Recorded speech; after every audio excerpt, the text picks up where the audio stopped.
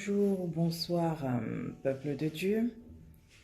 Comme d'habitude, je vais d'abord vous demander de liker, de partager, de vous abonner.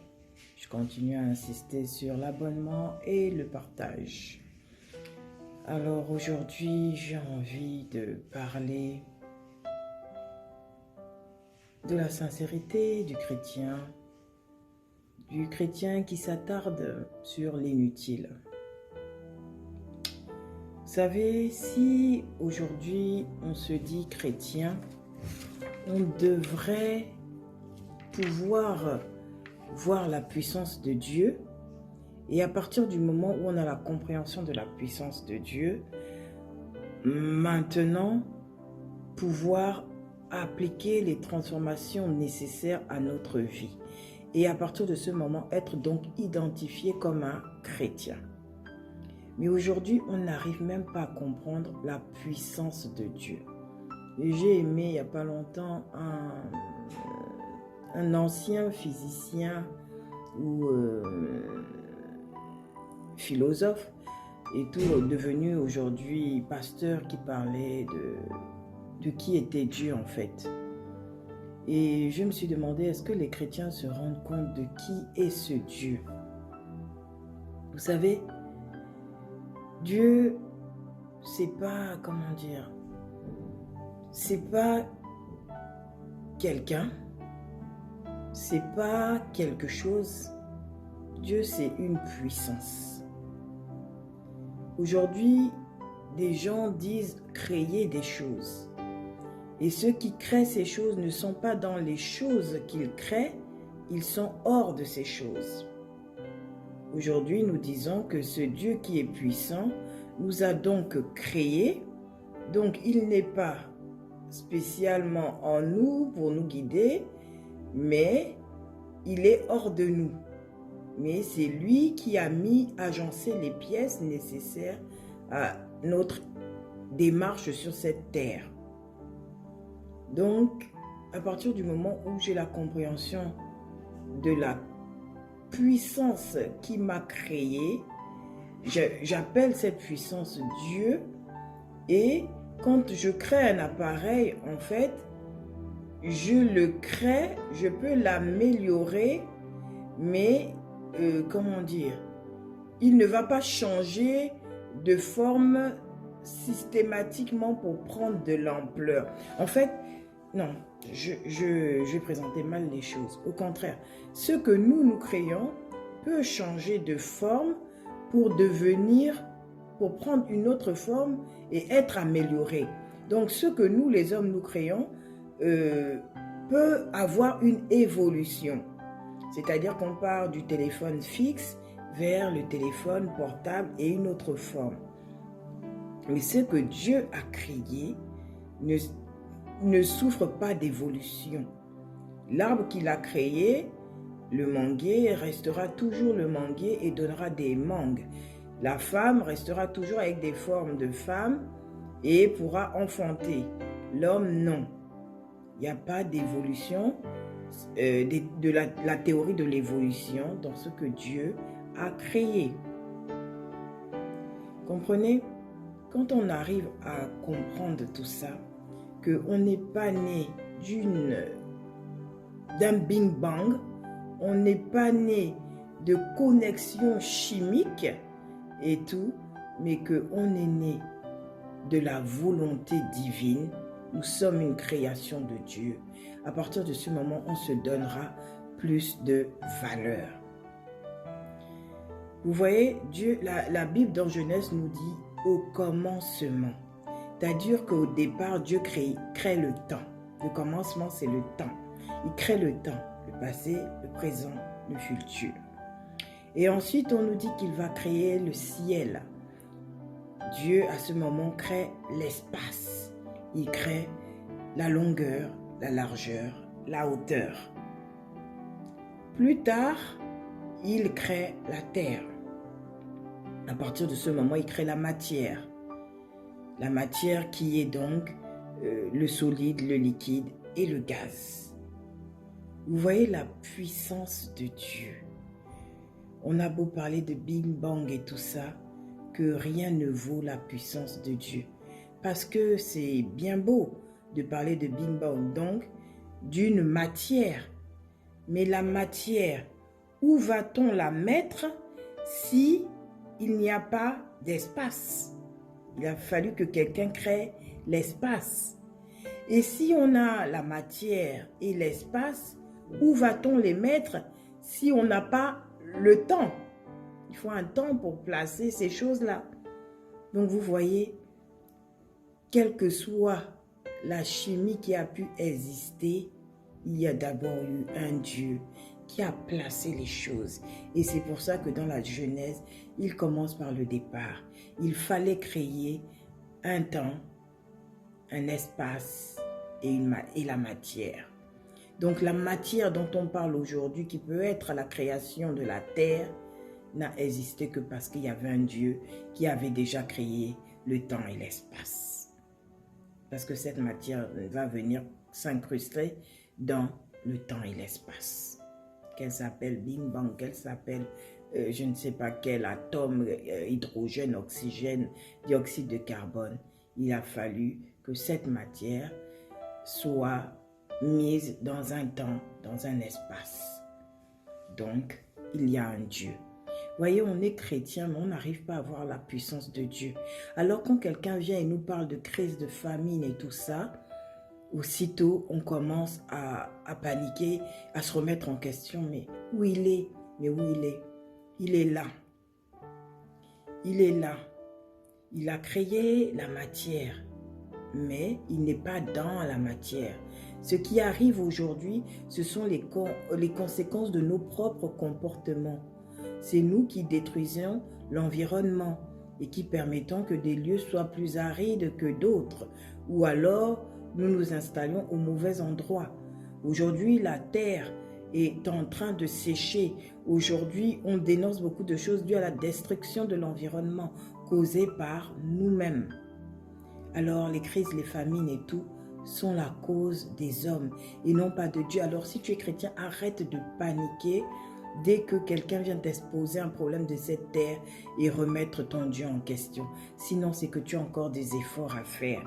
C'est que tu es ballottant à tout vent.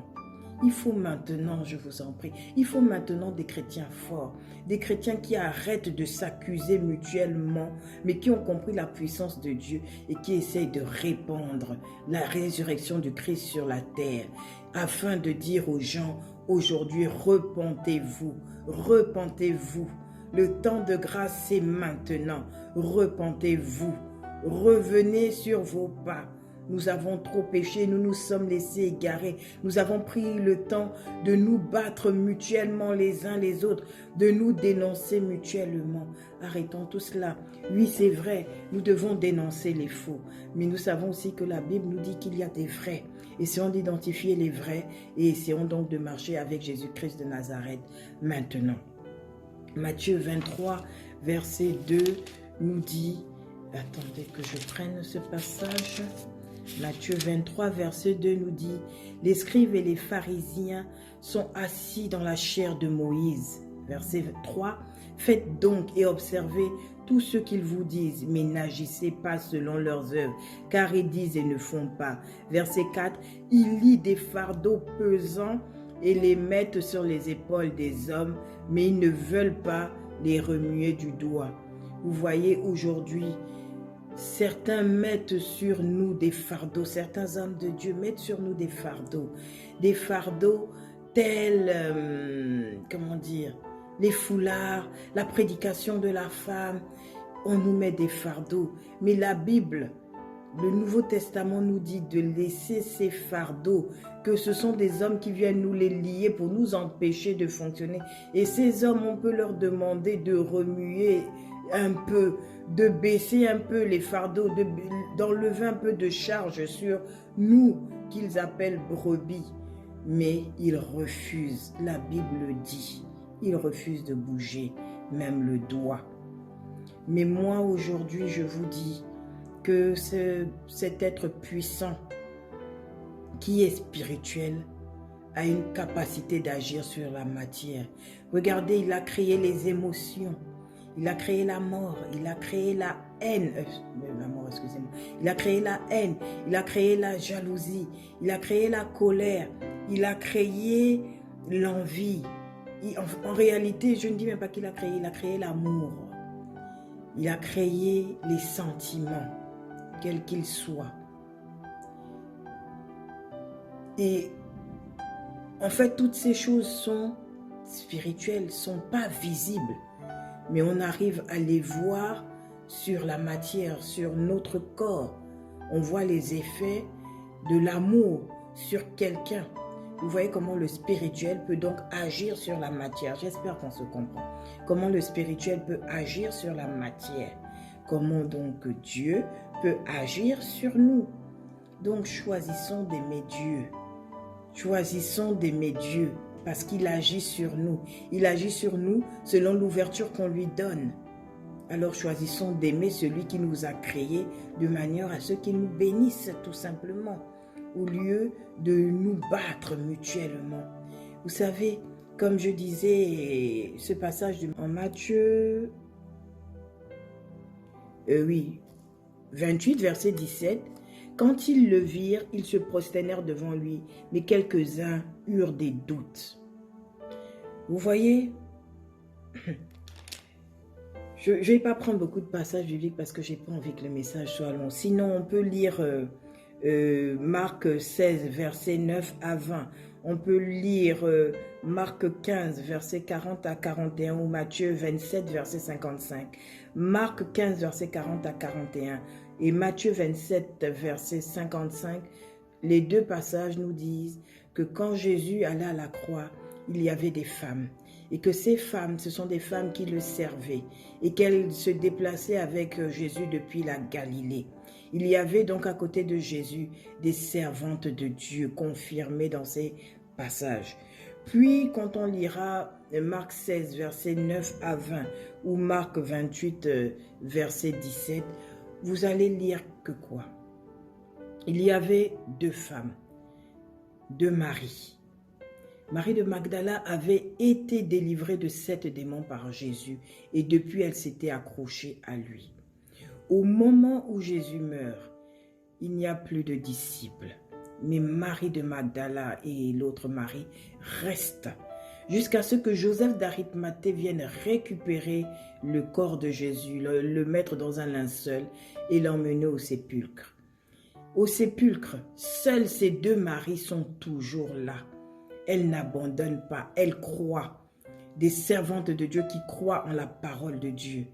Les hommes qui ont marché avec Jésus-Christ sont déjà repartis à leur pêche et autres. Mais ces femmes-là restent. Il y a le sabbat, elles rentrent chez elles, elles vont honorer le jour du sabbat et elles reviennent à la première heure le lendemain du sabbat. Elles pensent, elles croient en ce que Jésus a annoncé à sa résurrection. Mais les hommes de Dieu, eux, ont des doutes. Ils sont repartis. Marc, dans le chapitre 16, comme j'ai dit entre versets 9 et 20, nous dira que quand Marie revient vers les disciples, leur annoncer la résurrection de Jésus, certains sont en train déjà de pleurer. Je crois que là c'est Marc 28, 28 verset 17. Quand ils le virent, ils se prosternèrent devant lui, mais quelques-uns eurent des doutes. C'est que les apôtres doutent. Un peu plus tôt, on nous dira que quand Marie vient leur annoncer la bonne nouvelle, ils sont affligés, ils sont en train de pleurer. Et c'est cette Marie de Magdala à qui Jésus a demandé d'aller annoncer la bonne nouvelle de sa résurrection aux disciples et le lieu où il les trouvera. Comme je dis, cette Marie de Magdala devient secrétaire de Jésus-Christ. Elle connaît son agenda, elle connaît son planning, comme dirait un prophète, un pasteur et tout. Donc elle sait où on doit aller le retrouver. Elle vient faire les commissions, elle vient planifier. Allez à tel endroit, tel jour, Jésus-Christ vous attend et tout. Et qu'est-ce qu'elle va faire quand elle les trouve affligées en train de pleurer? Elle va les fortifier. C'est une femme qui fortifie les apôtres. C'est une femme qui fortifie les disciples au nom de Jésus-Christ de Nazareth, il l'envoie faire cette mission pour que ses appelés, ses disciples puissent le retrouver en Galilée. C'est cette femme dont Jésus prononcera le nom en premier à la résurrection pour dire Marie va annoncer aux disciples la bonne nouvelle, le nom d'une femme. Alors, bougez comme dit Matthieu 23, bougez légèrement le doigt, vous qui êtes bloqués sur la non-importance de la femme. Jésus marchait avec des femmes servaient Jésus. Jésus avait vu leur croyance au point où il apparaît à ces femmes. Ces femmes n'ont pas douté, même dans la mort, elles étaient là, les femmes. Elles étaient là devant le sépulcre pour attendre la résurrection. Et Jésus leur parle en premier et Jésus les envoie en mission. Je tiens formellement à ce que nous n'oublions pas cela. Il serait trop, je ne sais même pas quel mot employer. Ce serait une négligence tellement forte de mettre les femmes au placard parce qu'elles ont des capacités. Elles ont des capacités. Utilisons ces capacités pour former l'Église de Dieu. Dans ces passages encore, on peut voir que la Bible nous dit que en Matthieu 23, verset 34, en fait on prend le Matthieu 23, à partir du verset 2 au verset 38, il nous dit que certains vont détruire les synagogues en tuant les prophètes qu'il enverra dans ces lieux. Vous voyez, continuez de croire aux hommes de Dieu envoyés de Dieu parce qu'ils existent et nous allons les tuer en les criblant, en les dénonçant, en dénonçant les faux, comme on a dénoncé Jésus qui était vrai prophète, qui était vrai fils de Dieu, fils unique. On l'a dénoncé et on l'a tué alors qu'il était vrai. Certains vont tuer nos synagogues en les vidant, vont tuer nos églises en les vidant, nos temples en les vidant, des lieux où l'on parle de la parole de Dieu. Laissez la parole de Dieu faire chemin. Ne videz pas les lieux où elle peut être élevée, où on peut annoncer la résurrection de Christ, je vous en prie. Il est important que des gens continuent à y aller. C'est écrit dans ces versets. Jésus dit d'eux qu'ils sont incrédules, qu'ils sont hypocrites, ces gens-là, qui prennent le sang des prophètes et qui vident les synagogues. Que leurs maisons seront elles aussi désertes, mais elles seront désertées par Jésus-Christ de Nazareth, par le Saint-Esprit.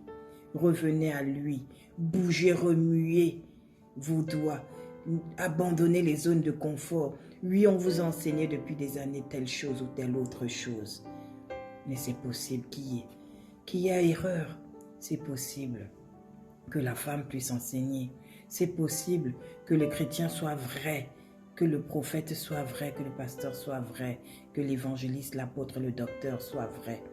C'est possible que vous aussi, frères et sœurs en Christ, vous soyez vrais, que vous cessiez d'être méchants autour de vous parce que vous avez maintenant acquis la crainte de ce Dieu puissant.